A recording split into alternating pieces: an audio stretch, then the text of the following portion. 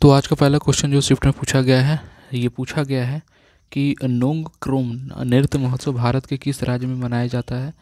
तो ये जो महोत्सव है प्रत्येक वर्ष नवंबर के माह में मेघालय में मनाया जाता है। तो इस क्वेश्चन का राइट आंसर था मेघालय। आपने मेघालय को टिक किया है, आपका ये क्वेश्चन सही हो गया। अगला क्वेश्चन आया था आपके शिफ्ट में। क्वेश्चन ये पूछा गया था कि टीपू सुल्तान किस वर्ष मैसूर के शासक बने थे। टीपू सुल्तान जो व्यक्ति थे कौन से साल में मैसूर के शासक बने थे। 12 दिसंबर 1782 को उन्होंने 1782 से 1799 तक शासन किया था।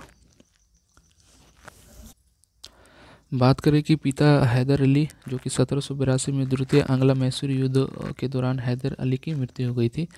तो डेट आप लोगों को ये याद रखना था और ये क्वेश्चन का राइट आंसर आपका ये था जो कि आपको लगाना था। और भी इससे रिलेटेड जानकारी बता देते हैं कि जैसे युद्ध होता है तो युद्ध से रिलेटेड लगातार क्वेश्चन आते हैं।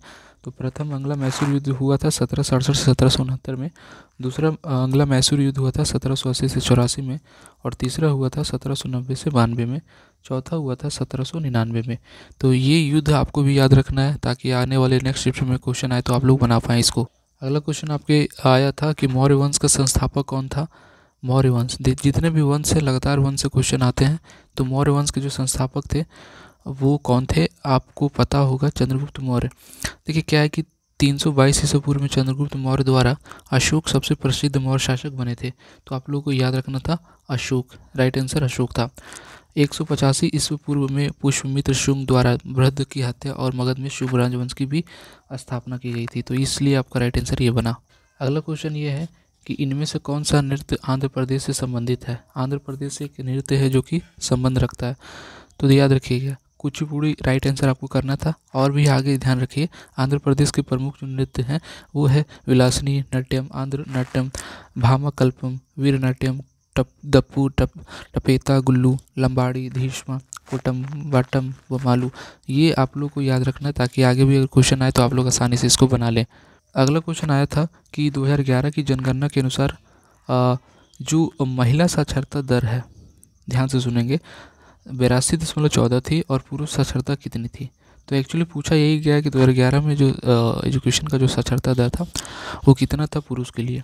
तो ये आपका 74.04% थी, जिसमें 82.14 महिलाओं के लिए और पुरुषों के लिए था 65.46। तो 65.46 आपको लगाना था। आपका राइट आंसर 65.46 है।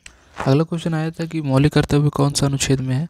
अनुच्छेद 51A के तहत वर्णित 11 मौलिक कर्तव्य हैं जिनमें 10 को 42वें संशोधन के माध्यम से जोड़ा गया है, जबकि 11वें मौलिक कर्तव्य को वर्ष 2002 में 86वें संविधान संशोधन के जरिए संविधान में लाया गया है। तो ये आप लोग को याद रखना था, राइट आंसर। अगला क्वेश्चन आया था कि अगस्त 2023 में भारतीय न्याय संहिता लोकसभा में किसने पेश किया था। तो केंद्रीय गृह मंत्री श्री अमित शाह ने 3 विधेयक पेश किए गए बिल भारतीय न्याय संहिता विधेयक 2023, भारतीय नागरिक सुरक्षा संहिता विधेयक 2023 और भारतीय साक्ष्य विधेयक 2023 थे।